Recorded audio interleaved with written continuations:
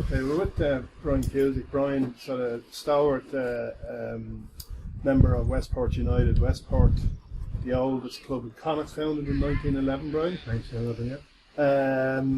And town of Westport has a population of 6,500, 7,000. But there's a journey, and a wonderful journey you've told us about the club, the history, but also about trying to secure a ground for the players of Westport United.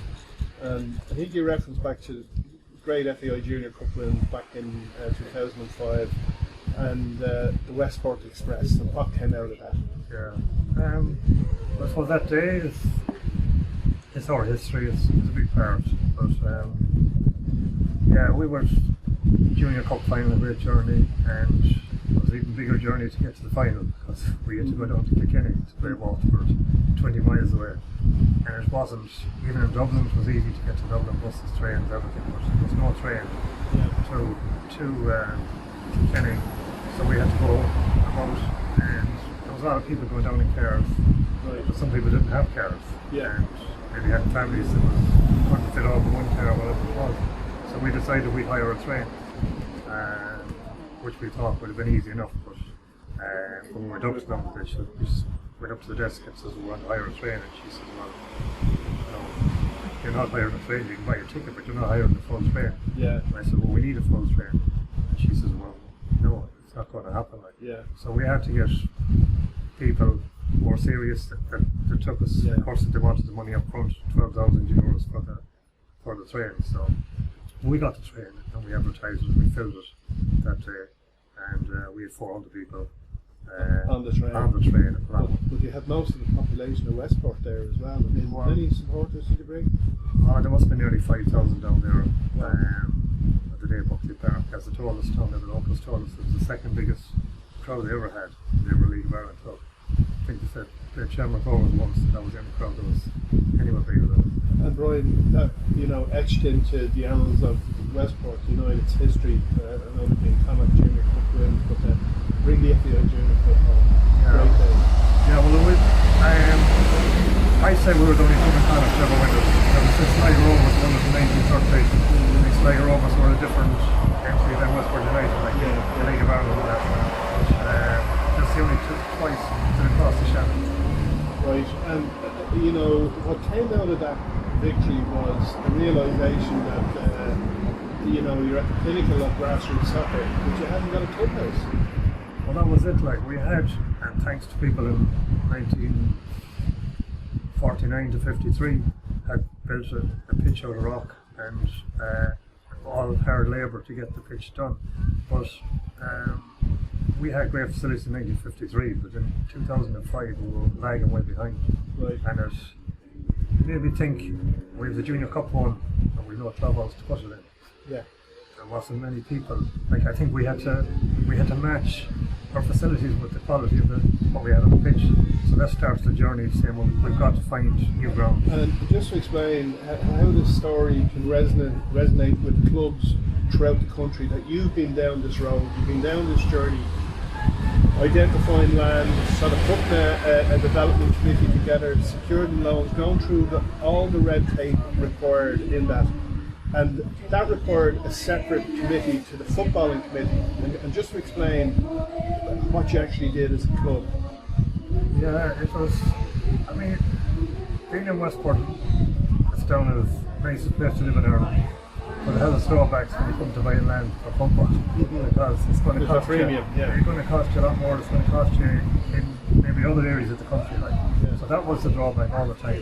And because of the fact that the only money available at the time to get anything was sports capital grants.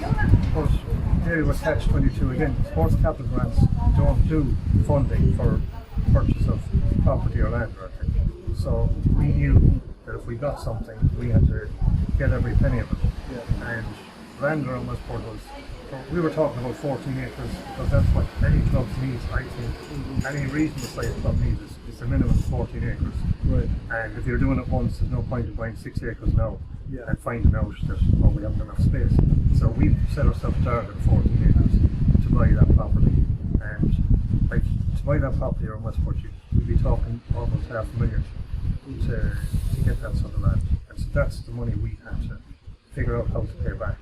So we eventually, after a lot of time and effort, because we got land that we thought was suitable, but when you go for planning permission, we thought we'd everything done, we finally saw something and then we were not back. Right. And we got another area, another year later, and before we had a pre-planning meeting, and we knew after the pre-planning meeting this isn't going to happen. So they wanted certain things in certain areas, so we were pushed down to a certain area to go and get the land. Right. And eventually got the land, and we moved on. But there is a lot of couple of years there, we were sourcing the land and nothing happened. Right. I feel like it's not working, but it did eventually come together. Okay, so you get the land. You had professional expertise within the club, which was a real godsend to you, and you also started up the patrons program. So would you just explain the benefits of having people with professional expertise? Not every club would have it.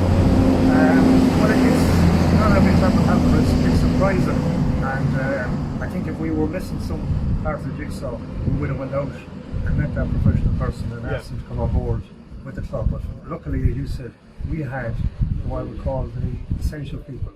We had an architect on board with us, we had accountants, we had solicitors, we had all that. I think the biggest person probably in it, I mean, he wouldn't get well dead, but our architect was a big guy, and he designed everything, did the planning permissions, did the lot, and did the burned the midnight oil after his own day's work. Definitely did. Like, I mean, this was all still voluntary. Like, I mean, we were guiding these guys, and I know for a fact that we would have been paying them 20 or 30,000 in fees alone. Yeah. And this guy is just instead of, and I know for a fact that he was 3 and 4 in the morning. He was still sitting up doing his own work, or doing our work, when he finished his own work at 12 o'clock at night. So all that due diligence, all the paperwork is filled in, so you have your land and you're ready to go, but the debt needs to be serviced. Yeah, and it's a huge debt. Like, I mean, you're talking developments, you're gone to a different level, you're gone into the UEFA League, because you're talking about price and things. It's not just paying back something for 1 or 2,000, it's 400,000 or 500,000, and that's huge money, because when you think of it, as I say, the old way of doing things, of having a flag day on the street and getting 40 people out for the day and sitting there for 8 hours, and you're making €1,000, it doesn't make a big dent in 400,000. And we did have the golf classics and things like that, but we thought we needed something that would come in every week, that we would try and ask somebody for money, and that being a standing order or whatever, that would come in every week to us.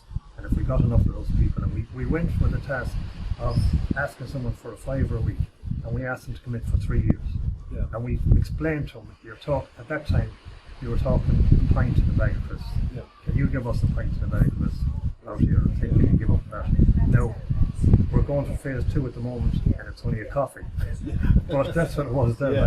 And when you put it that way, some people say, well, what is a £5 like?